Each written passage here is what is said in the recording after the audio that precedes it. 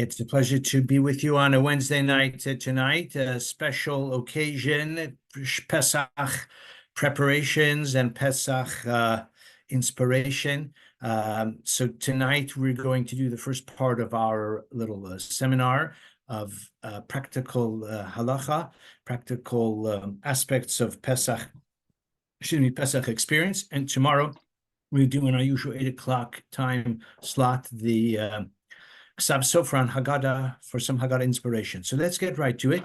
As I said, pleasure to welcome everyone tonight.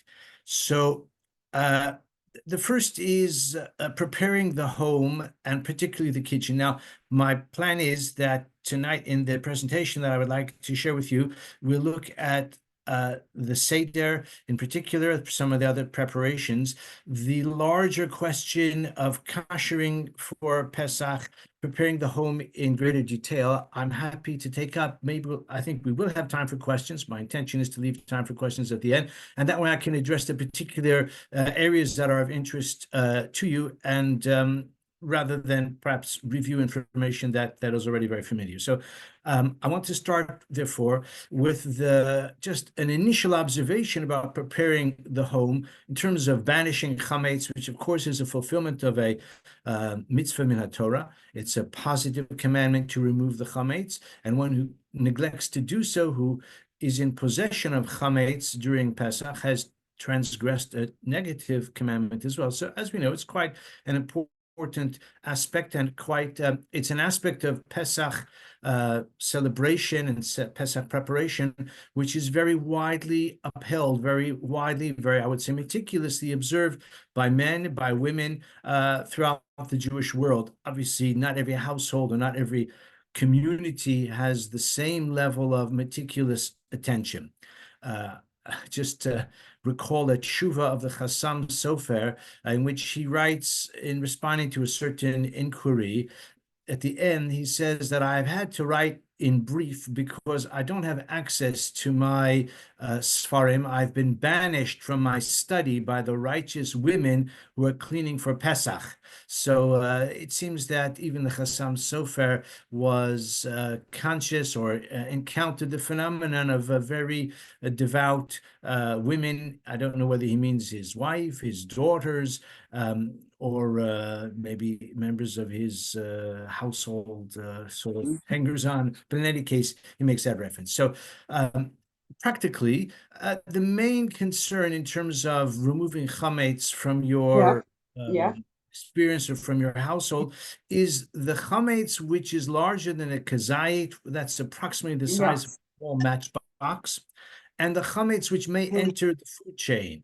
So to search for chametz in the living room is not as urgent as seeking out chametz in the dining room or in the kitchen, where it could inadvertently enter the food chain. I mean, potentially, depending on children or other considerations, that may be true of chametz generally, but even so, the point is that the chametz that is especially urgent to receive our attention is any chametz that could inadvertently or mistakenly become part of the food chain on Pesach.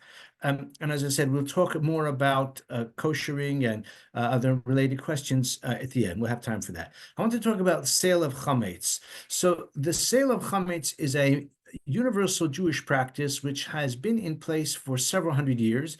It's true that in Talmudic times it was not necessarily the norm. In medieval times, again, only maybe certain people, according to their circumstances, those who were in the whiskey business or the hospitality business, who had beer and that sort of thing, in their storehouse, they would be the ones who would find it necessary to sell chametz. But it has become a universally practiced observance, and it's highly recommended because our homes are, in some cases, larger than in earlier times.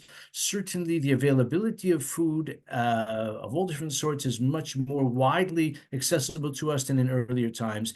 And the possibility of chametz, as I said, whether a person is deliberately choosing to retain it and relying on the sale of chametz as a halachic device, or if he's not even intending to rely upon it, but overlooking and inadvertently, there can be chametz in a person's hair care products. Some of them are made with wheat germ, and there can be chametz lurking in unexpected places all the time. And for that reason, the sale of chametz is highly to be recommended. Especially for those who have whiskey. And if you enjoy whiskey, if you have whiskey collection, it certainly applies to you. Even if you don't, you may well have a bottle or two that someone gave you because you don't drink very much whiskey. It just lasts from year to year and you still have it. Even a bottle of beer, not a high ticket item, it could be in your cabinet. And this is chametz gomor. So it's ideal to divest yourself of it entirely. But many people, especially when it comes to spirits, do rely on the method of selling the chametz, and this is best done through the agency of a rabbi who is competent to carry out, to transact the sale in a way which is halachically as well as legally binding, but also hopefully with the ability to purchase it back in return after Pesach. But that expectation should never be completely relied upon, even though, of course, that's the basis for the method of the sale of chametz. But in order for it to be halachically valid, there has to be a recognition, certainly on the part of the seller, that this is a genuine sale. And in principle, this is a way that the chametz is no longer in my possession, and that is the main thing. Getting it back after Pesach, is a sort of epilogue to the sale. Now, once you sell your chametz, it's not enough just to go to the rabbi to fill out the simple form.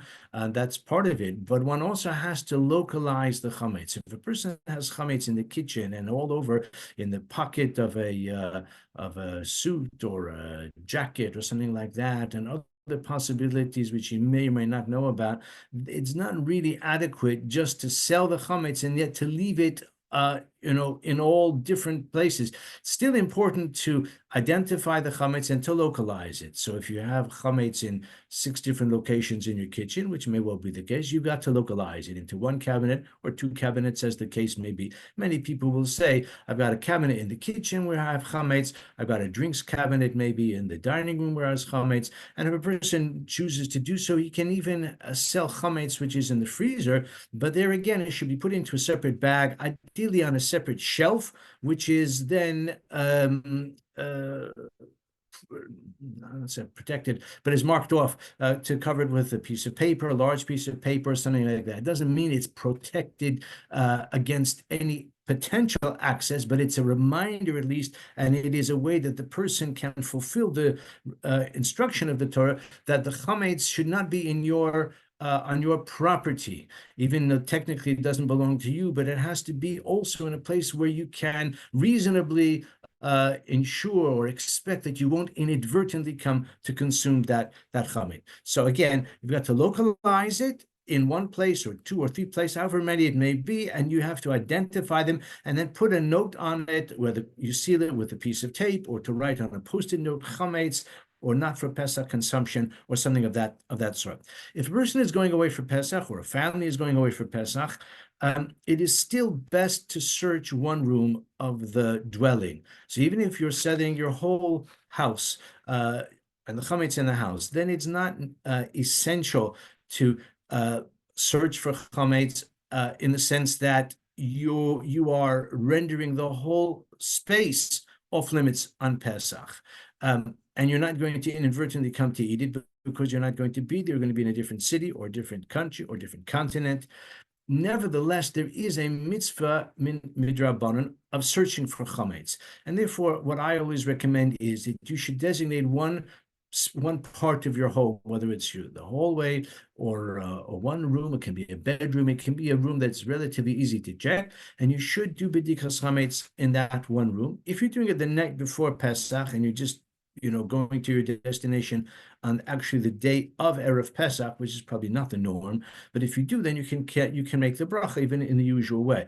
If not, then you're checking it, you're searching for chametz a few days before, you should still do it in the normal way with a candle, etc., but without the bracha.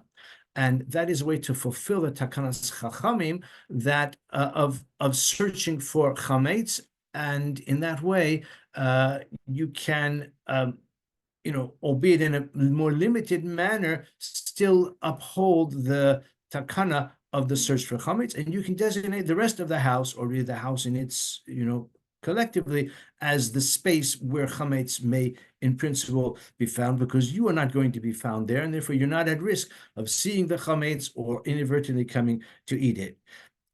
So that is if you're going away for Pesach. So the search for chametz this year should be conducted, of course, on Sunday night. Should be done after nightfall. Should be promptly after nightfall, ideally, as is well known. The custom, it's not just a custom, it's stipulated in the Talmud, is to check at night using the light of a candle.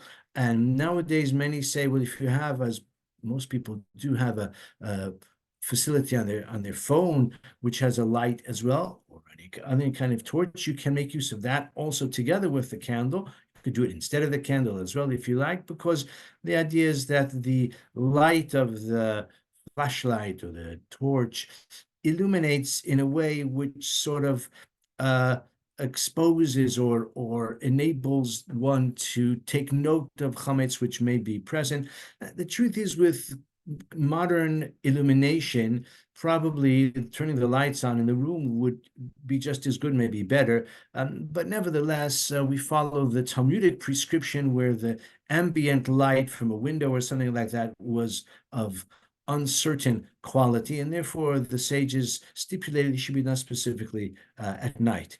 And therefore we still do it at night, and we still make use of a candle, as I said, or a torch or something like that. And that is the correct way to do it. There is a bracha, as you know, al bir chametz, on expunging the chametz, because the search is the first part of that process. Person ideally should not talk about any extraneous subject, because it's all the process of the mitzvah.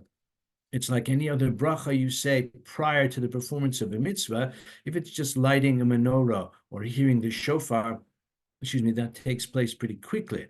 But it can also involve, as it does here, a mitzvah which extends over half an hour or however long it takes. And therefore, ideally, once you make the bracha, one should not engage in any extraneous conversation. If you did, then the mitzvah is still the bracha is still valid.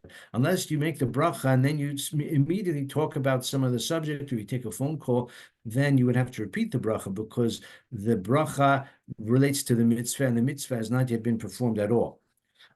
It's customary, again mentioned in the Shulchan Aruch, to hide 10 pieces of chametz, of bread. One might do better to use small pretzels or even Cheerios or something like that. That is the minhag, to hide them, and then you hopefully will find them as well. Hopefully, again, you find the same number that you hid, or someone else may have hid them for you, and if not, then see if you can go back and revisit the matter. Some say it's good to use something quite small like Cheerios or something like that, which is less than a kazait, so that each piece, even if it is possibly overlooked, in the end you don't find all 10 of them. At least it's not the size of a kazait, of a olive's volume. So some say that is a preferable way to go about it. And then you must put it aside for the morning. Now, you might have breakfast in the morning. You might have Weetabix for breakfast, but what you're going to consume. But it's proper to leave some chametz which you can actually burn, even though one can dispose of chametz in all different ways.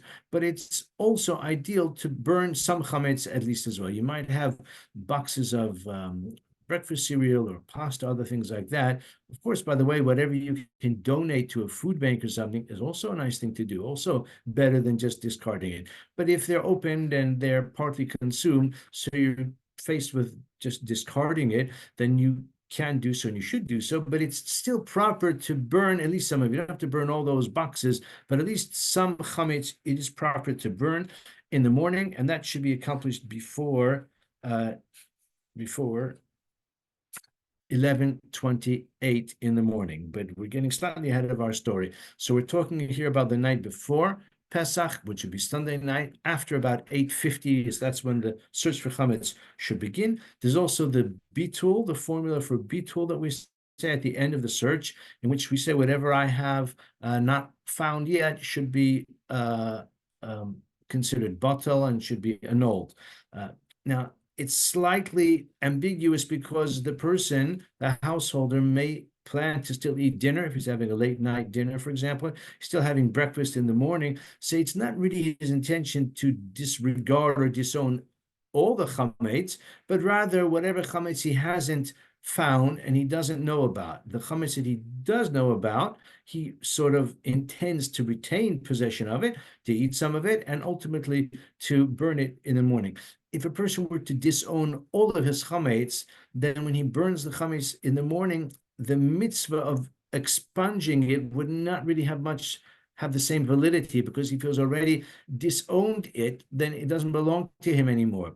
So the idea is that he does retain ownership of a few morsels, because that's what he intends to destroy through burning, as we said, is the ideal way. Now, I want to mention also the fast of the firstborn, and this fast of the firstborn is an interesting subject. We once did a Shabbos Hagadol drasha on it. I'm not going to repeat all of that now for certain, but the fast of the firstborn is not mentioned in the Talmud. It's not a statutory fast. It doesn't have the status of the other fast days that are fixed in the Jewish calendar. Nevertheless, it is mentioned in the Shulchan Aruch, and it is certainly among observant Jews universally acknowledged as a bona fide fast day. However, as I'm sure you are aware, it has become the widespread minhag to attend a siyum or some other sudas mitzvah in order to eat, which one is allowed to do because it is a mitzvah occasion. And once you eat at the sudas mitzvah and the fast has been compromised, then one is allowed to continue to eat throughout the day, and the fast has sort of been overshadowed or outweighed by the mitzvah of eating at a celebratory, at a celebration for a mitzvah occasion. Now, if you are invited to a bris or a pidyon haben, or even theoretically a wedding, I don't know how many weddings have ever been conducted early in the morning on Erev Pesach, probably not many at all, but theoretically, those would all be sudas mitzvah occasions. The thing is, it's quite difficult to plan such an event deliberately and in advance. What can quite easily be planned in advance is a siyum masechta. Now, some say it's not right for a person, a rabbi, or any individual to deliberately manipulate his studies so that he makes a siyum on Erev Pesach. And just if it happens to come out that way, then fine. But again, the common practice is that we do allow a person to attend a siyum, even though the one who has studied the tractate of Talmud or another important area of Torah law or Torah text has done so with the intention of celebrating the conclusion on Erev Pesach, so that he and those who are with him will not have to fast. And that, as I said, has become common practice. What's interesting is that this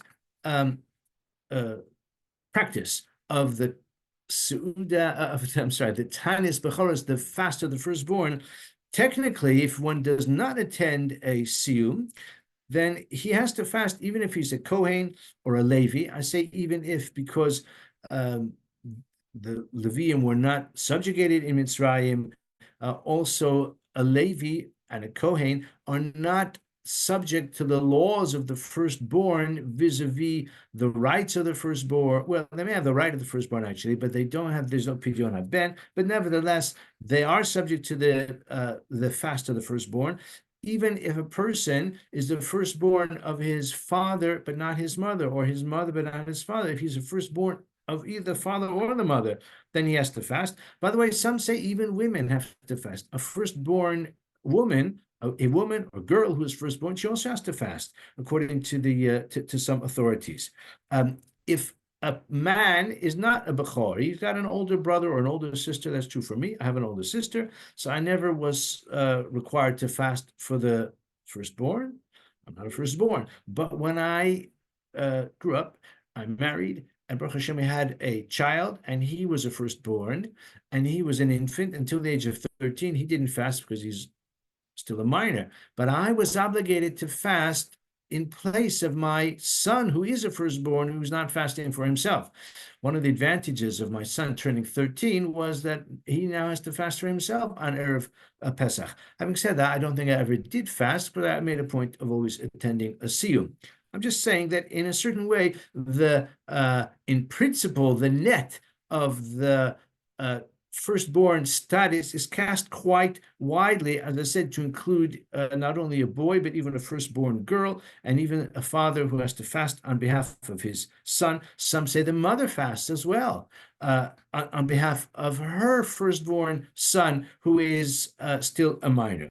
But again, as we know, in practice, it is customary to attend a siyum. A few years ago, during the dark days of the lockdown and the SARS-2 epidemic, when people were not allowed to gather, a lot of Jewish life and life itself migrated online, as this year right now is online as well. And the question was very pertinent: can a person fulfill the I've been asked, does a firstborn daughter have to fast? The answer is yes, she does, according to some.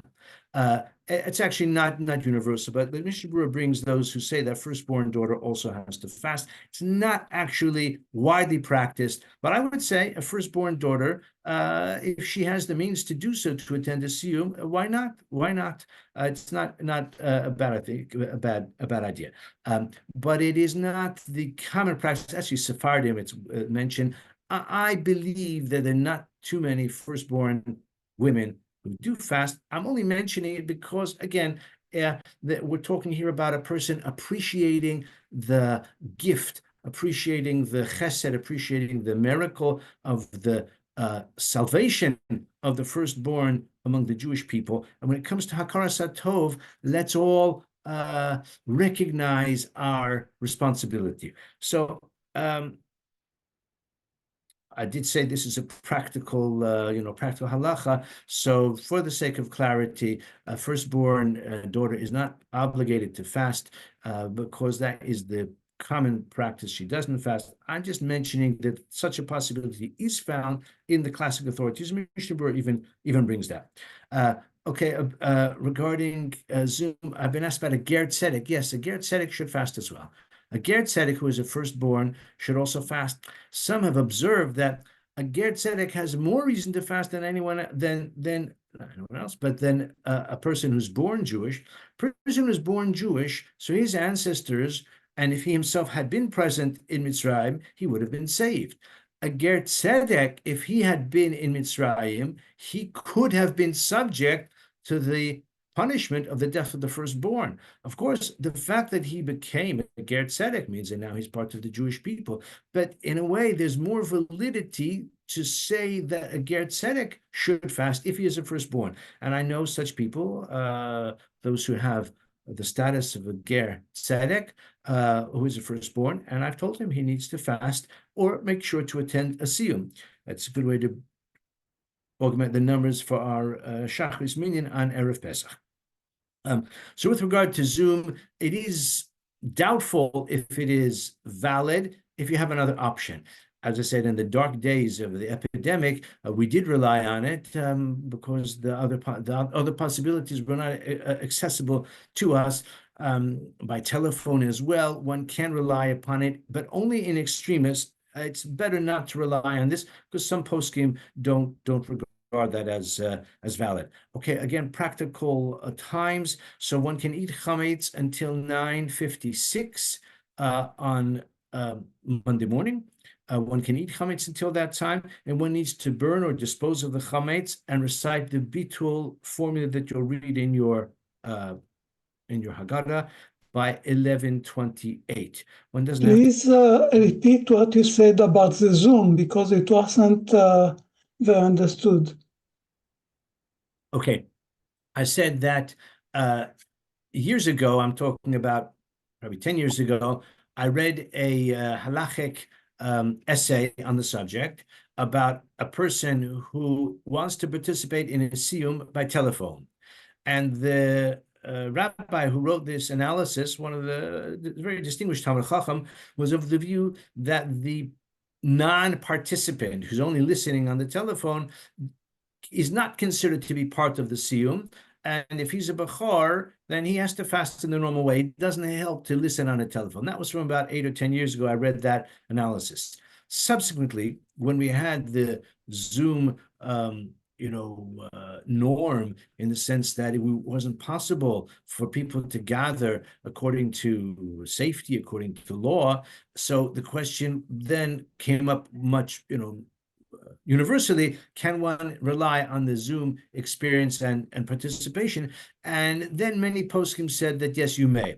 Now, whether the one who wrote that essay would also agree, I don't know. I suspect he would agree in such a situation. I don't know. I didn't read what his opinion was about the pandemic circumstance, but the sort of default position is that one should not rely on a telephone, but in extremis, if one does not have access to a siyum, then one can rely on it. And I would say that a rabbi or who's conducting a siyum, if he's asked by a member of his community, can you include me? I'm not able to come to davening, and I would like to be. I mean, because the siyum is often conducted right after davening, I can't come to the siyum. Can you include me through a video link or something like that, or telephone? Then I would say, under those circumstances, yes, a person may rely upon it, but only if no other reasonable option is available.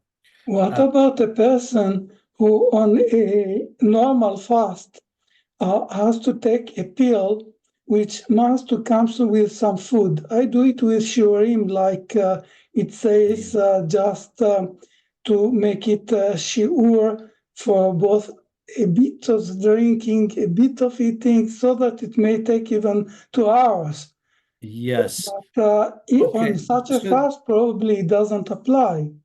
yeah. So the answer is that this fast is, I'd said earlier, although it is a fixture on the Jewish calendar, it's familiar to all of us, certainly, but it does not have the same severity or the same authority as the statutory fasts. It's not mentioned in the Talmud, and it is a practice that developed subsequently in medieval times.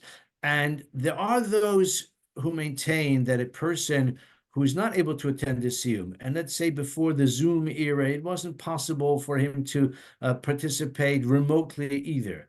And maybe he finds it difficult to fast. There are those who say that actually he can donate to tzedakah the value of a meal of some or something like that, or even a lesser amount, he can redeem the fast in these other ways.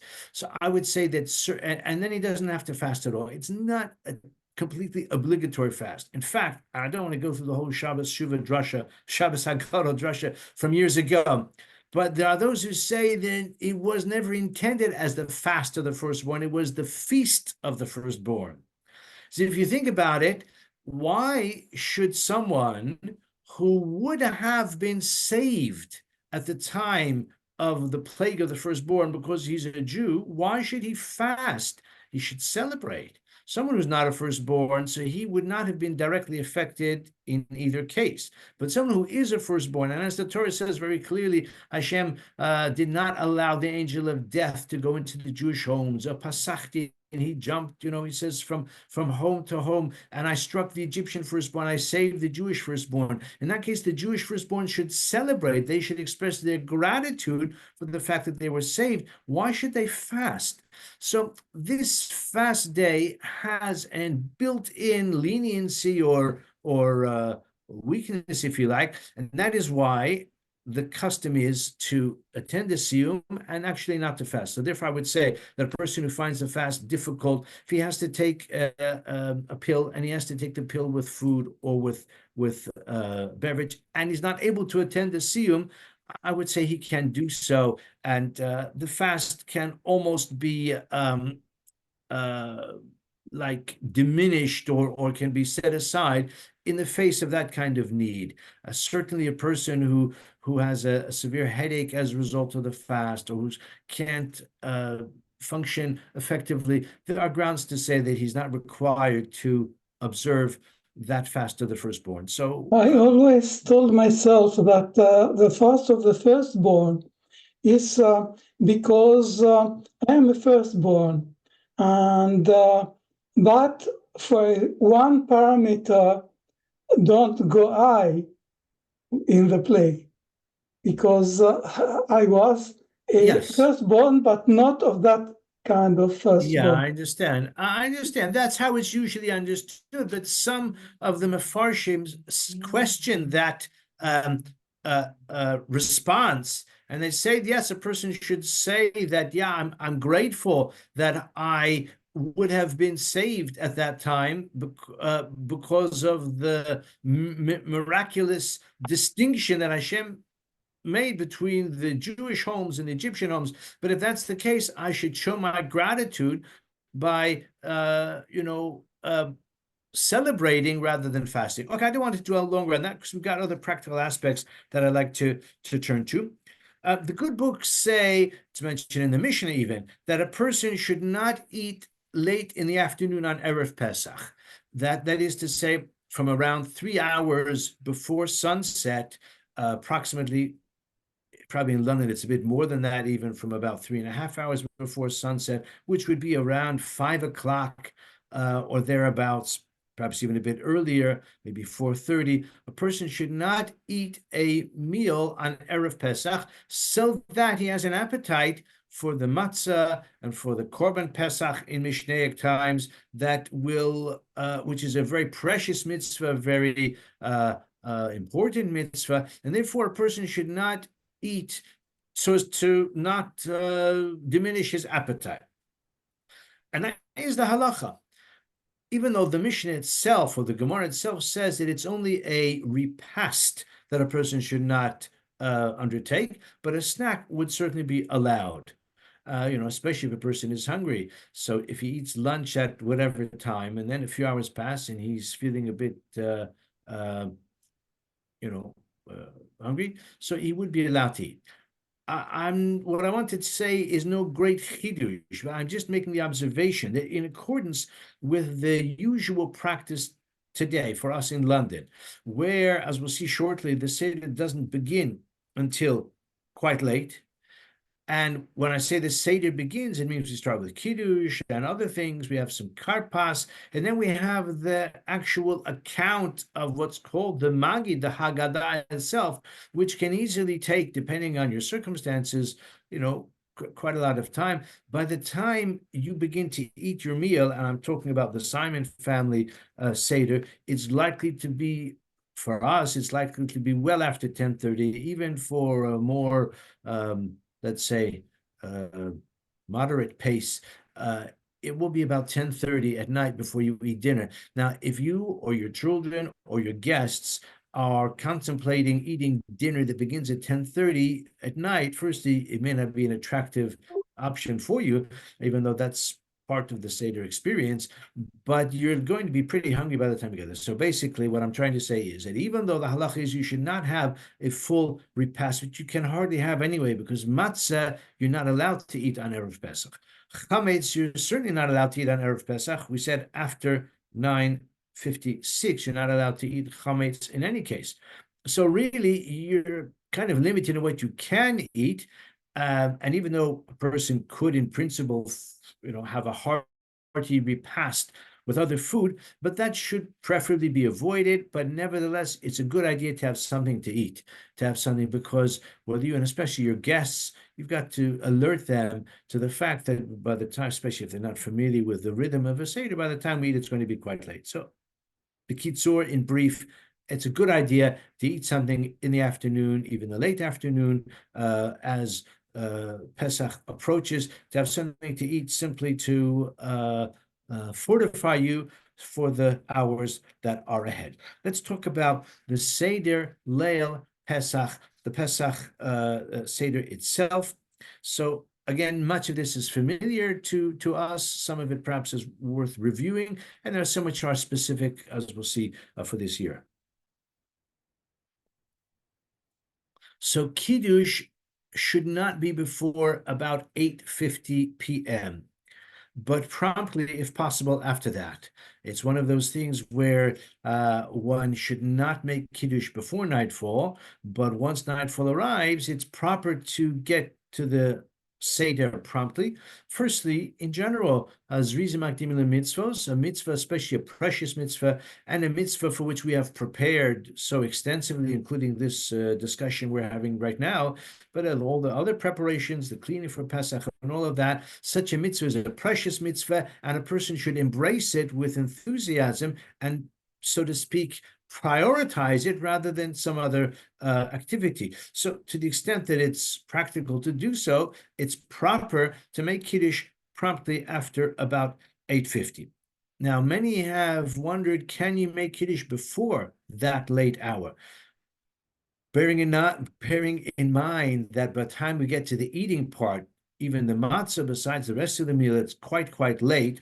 So if you start earlier, then at least it won't be as late. And many would like to start early.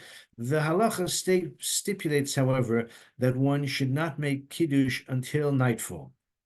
Actually, this is going to be the subject of the Shabbos Hagadol Drasha at Kesher this year. We will explore the possibility of what is the earliest time to make Kiddush. But to simplify it for our purposes right now, I would say that only in extremis it may be possible to make Kiddush a bit earlier. But again, you've got to come to the drasha to learn more about that. So we're doing practical halacha. Kiddush should be just around 8:50 p.m. I'm talking about the first night. The second night would have to be a little bit later as well than that, simply because the time for davening Mariv is later on the second night of Pesach. But we're talking here about the first night. Women who say Shehechianu when lighting candles. Now, your Siddur and my Siddur likely indicate that a woman who lights candles on Yom Tov, Erev Yom Tov, some actually light on Yom Tov itself, but it's common practice to light on Erev Yom Tov, before Yom Tov begins, like we light candles before Shabbos begins. So in the Siddurim it says, she says the bracha Shechianu. When one looks into the matter more closely, we find actually that the basis for a woman saying Shechianu when she lights candles is a bit unclear, and it's a bit weak, really. But has become common practice, and many women are accustomed, perhaps most women are accustomed, to saying the bracha Shechianu, as well as the bracha Ladlik Ner Shel Yom Tov, also the bracha Shechianu on the mitzvah and on the Chag of Pesach, which comes only once a year. So if that is your minhag, then that's fine, go with it. That's what the Siddurim recommend, and that is widespread practice. However, and here's my point, a woman should not repeat Shechianu at Kiddush. Now, this is sometimes overlooked. The minhag in many places is that on the Seder night, we all say Kiddush together. On Yom Tov generally, on Shabbos generally, one person makes Kiddush on behalf of the family or the guests or whoever is gathered there. That is the common practice, and we do that, and most people do that. That's fine, which means the one who makes Kiddush, he says a Kiddush, says a Bar Piyah Gafen, etc. On the Seder night, many have the practice that everyone says Kiddush together, just as we all drink the full cup of wine. We'll talk about that shortly. So we all recite the Kiddush together as well.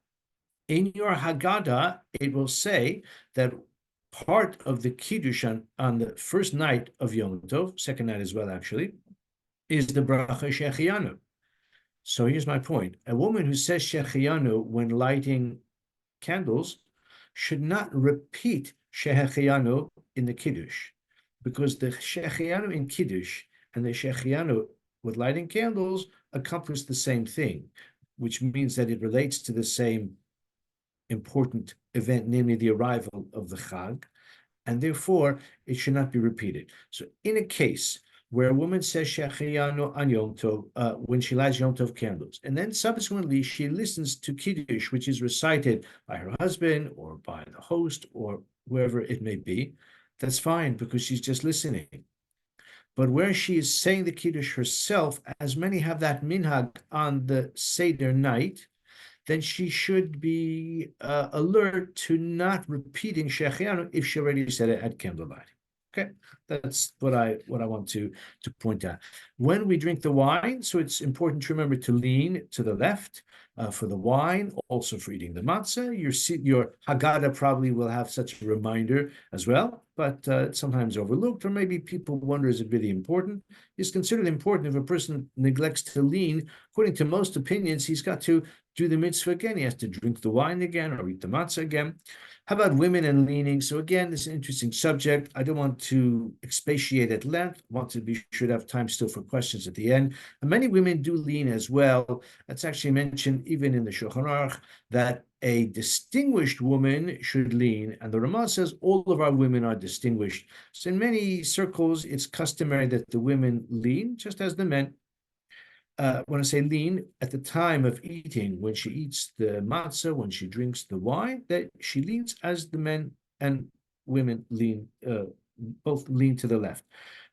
Also, it's important to have intent to fulfill the mitzvah. Like any other mitzvah that you do, you should have the intention that what you're doing is in order to fulfill the mitzvah. And some say a brief declaration of intent. I'm sure you've come across it. Whatever it might be. And some have even a Kabbalistic formula that goes with it. Others are opposed to that practice. They don't favor it. Noda B'Yehuda has a famous tshuva in which he was not in favor of it. In my opinion, this year has some opinions from myself.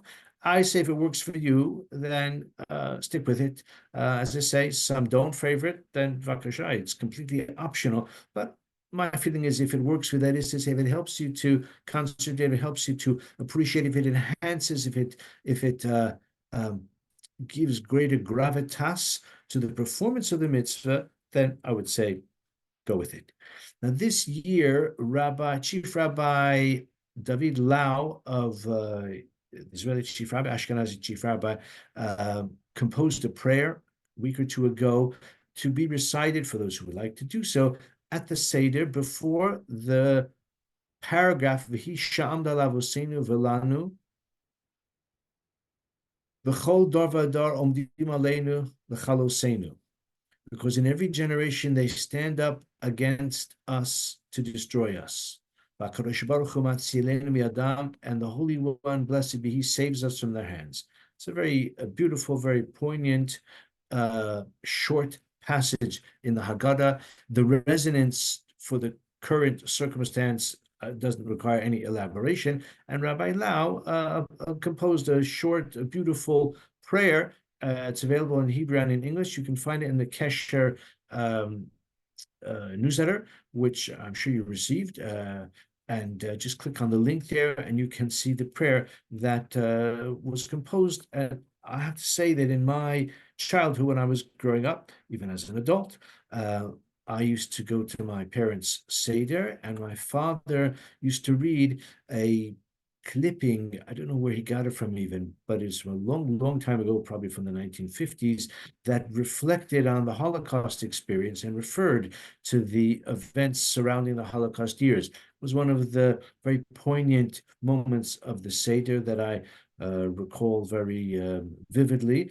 And this declaration, or this prayer really from Rabbi Lau, is a evocation, is a sequel to that, in which we are reflecting on the circumstance of the current war in Israel, the fate of the hostages, and the terrible suffering and death and mayhem that was wreaked upon our people only just over 6 months ago. So if you want to say that, then as I say, it lends immediacy to the Seder experience, which I think is a good thing. Amounts, how much to eat, how much to drink, how much of the morah, and that sort of thing.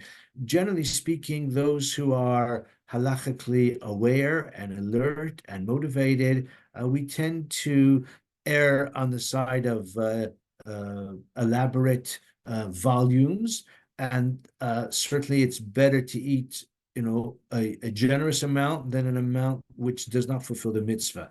But I would just observe that the actual halachic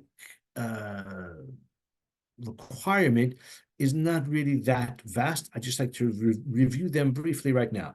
So care should be taken with regard to wine to have the correct volume. It's sometimes the case that a person pours the first cup of wine, starts to drink it, maybe drinks all of it. By the time he gets to the second cup of wine, and all the more so later on, he said, really, I've had enough. And perhaps he tops up the glass, just has a sip for the second or third or fourth cups. That's not the right way to go. A person who does that does not fulfill the mitzvah in accordance with the halachic requirement. Now, it doesn't mean you have to drink the entirety of 4 glasses of wine, but it means the following. The glass of wine should be large enough to contain what's called a revius. Again, I want to simplify it. That should be minimum 86 cc. I would recommend 100 cc, 100 mil. It's about 3.3 ounces. That's what Moshe Feinstein's recommendation. That means that the glass should contain that amount, not less than that amount. Now, normal wine glass contains easily that amount and more. Of that, it's ideal to drink all of it, but it's not required to do so. It's sufficient to drink the majority of that glass. So my recommendation is, if you don't like wine or you don't like volumes of wine, or even you do like wine, but you know from experience that if you drink wine late at night, it makes you drowsy, etc., and you prefer an approach that will enable you to fulfill the mitzvah properly, but without, as I say, lavish amounts of wine, choose a glass that contains close, approximately 100 mil. There are those who follow the view of the Chazon Ish that it should be 150 mil. 150 mil is about 4.5 ounces. So if that's your approach, then go with that. But there's no need to choose a wine glass which is very large. So choose a wine glass which approximates this volume, and you have to drink only the majority of it if you find drinking wine difficult. You can also, if need be, you can dilute the wine with water or with grape juice. If you ask me, can you fulfill the mitzvah with grape juice alone? According to some, you may. It's weak because, and no pun intended, it's halachically weak because the alcoholic content is part of the expression of the cherus, of the liberty, of the freedom, of the wealth, of the aristocracy, of the leisure. A slave, a servant doesn't have the leisure, perhaps he can't afford alcohol, and doesn't have the license to drink alcohol. So the alcoholic content, it doesn't have to be full alcoholic content. It can be even what they call yain kal or something like that. But to have grape juice alone, many poskim say you may, and you fulfill the mitzvah. And I'm not here to say differently. Just observing that it's preferable to have wine, but you can definitely mix it. You can mix wine with grape juice. You can even mix wine with water if need be. You can mix wine. You can dilute the wine up to 4 parts, even 5 parts water and 1 part wine. So there's no excuse unless a person is genuinely allergic to any kind of grape derivative, which could be, but unless that is a personal circumstances, there's no need, there's no circumstance that would prevent a person from fulfilling the mitzvah arbakosos properly. I would just say that a person, again, who is allergic to alcohol or for other reasons wants to meticulously avoid alcohol can certainly have grape juice, if that's his circumstance. Someone who does or can enjoy wine from time to time, it would be preferable to make use of wine rather than grape juice. I hope that's clear enough.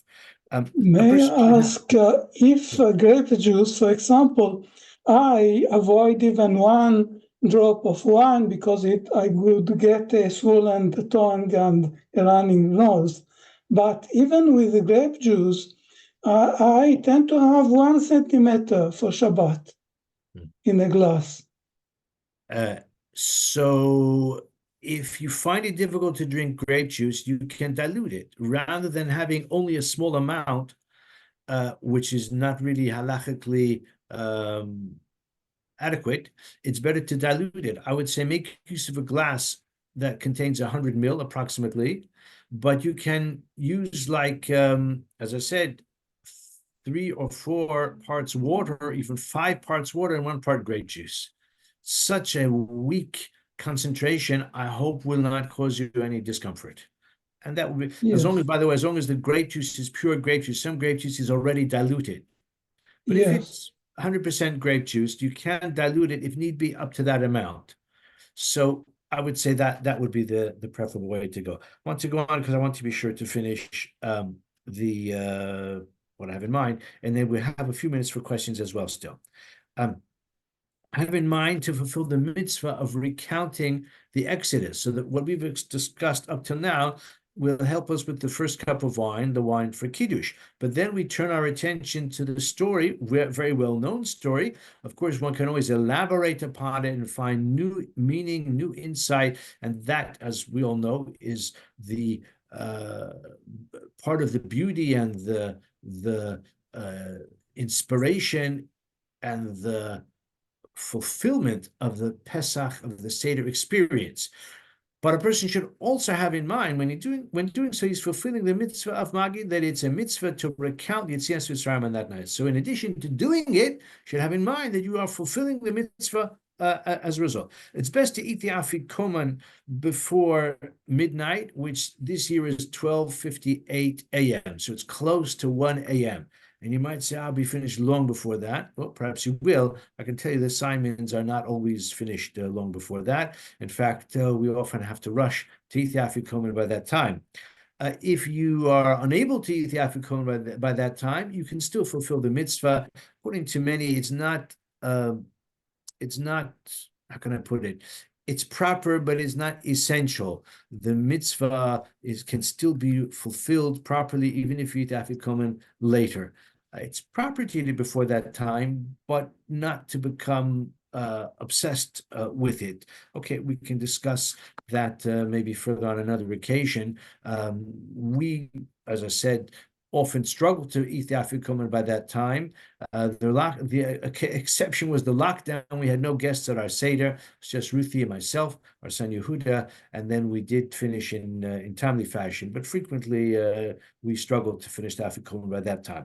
This is quite important practically, not so much practical halacha, although it does have halachic implications. Strategies for engaging children and guests.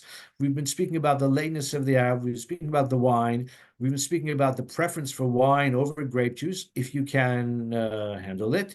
And all of this is greatly soporific. It tends to make a person sleepy. How do you engage the participants at the Seder, whether you're leading the Seder or you are a participant at the Seder, if you are a guest at someone else's Seder or you have guests in your Seder? So for children, there are lots of ways, but they require some advance planning, prizes, surprises, reading, encouraging the children to read a passage which is of interest to them, or maybe even giving a child, finding a story that the child can read, and maybe give the child a chance to review it in advance and then read it at the Seder if it's a short story. Singing song is always more engaging and more participatory than just listening or reading for that matter. Obviously, the 4 questions, many have the minhag that the youngest child asks the questions first. We go from youngest to oldest. And in many households, a child, even an adult child, still says the manishtana because it's a mitzvah for the child to ask and for the father or the parents to reply. So when our children were young, they asked, and now our children are no longer young, but they still ask. And we start with the youngest grandchild. If we're zocha to have multiple family members at our Seder, or guests for that matter as well, we start with the youngest, and then we proceed to the oldest as well. To ask the 4 questions in different languages. Not quite sure when, but we've had the minhag in our family for many years. I think it was Ruthie's introduction to ask the 4 questions in different languages. Of course, we've got it in Hebrew. You can ask in English. Those are the obvious ones. You can ask in Yiddish. And we have, over the years, guests at our table who speak other languages, and we even have a book that has the 4 questions, manishtana, in various languages. Again, it adds fun, it adds participation, it adds novelty to the Seder as well. It takes a bit of time. That's why we struggle to eat the afikoman by 1 o'clock. But I think it's a good investment. We even have the Dr. Seuss version, which I've printed out. I'm going to bring it to Kesher for those who haven't seen it yet. You're welcome to bring one home. The Dr. Seuss version, we have one of our children, actually our eldest son, who's now 38 years old. But he's been reading that at our Seder. He doesn't come every year, but he's been reading that Dr. Seuss version since he was about, I think, 10 or 11 years old. And we always get him to read it every year. It's very popular. Of course, afikoman is to seize the afikoman, to hide the afikoman, to search for the afikoman. I want to repeat, I know I've said it before, one of Ruthie's famous stories. She was a guest at the Seder of the great Rabbi Simcha Wasserman. She knew the Wasserman family very well. She got to know them especially well when she was in seminary. and she was so I just have a call, which I'm going to decline. She was a guest at their Seder, and she, I don't know where she was sitting exactly near the Rosh Yeshiva, but anyway, she stole the Afikoman. She may have been the youngest one there at the time. And uh, later on, when they approached probably Chatzos, Rabbi Wasserman turned to his guest, the then Ruthie Fox, and he said, what do I have to give you to get the Afikoman back, in accordance with the minhag that um, the one who leads the Seder has to find or somehow redeem the Afikoman from the children. So Ruthie, in her modesty, she said, how could I have the chutzpah to ask the Rosh Yeshiva for something, to ransom the Afikoman? So he looked at her with a twinkle in his eye and he said, with the same chutzpah you had to steal it in the first place. But that is the minhag, to engage the children. It keeps them excited and active and engaged even in the late hours of the night. For adults, again, reading, to take turns reading. Some don't favor that. Perhaps it puts people on the spot, especially maybe guests who are not confident in Hebrew. They can read in English as well. But again, it's the participation which is key. Singing, questions, discussion, innovation, sharing Seder memories. If we have a guest at our table, who has had Seder experience within his home or someone else's home, people like to relate that a Seder that was especially memorable or inspiring, or perhaps significant for some other reason. Anything which engages participation, exchange of ideas or opinions. These are all worthwhile activities. Tomorrow, we're going to speak about Ksav Sofer, some inspiration and some insights from Ksav Sofer on the Haggadah. But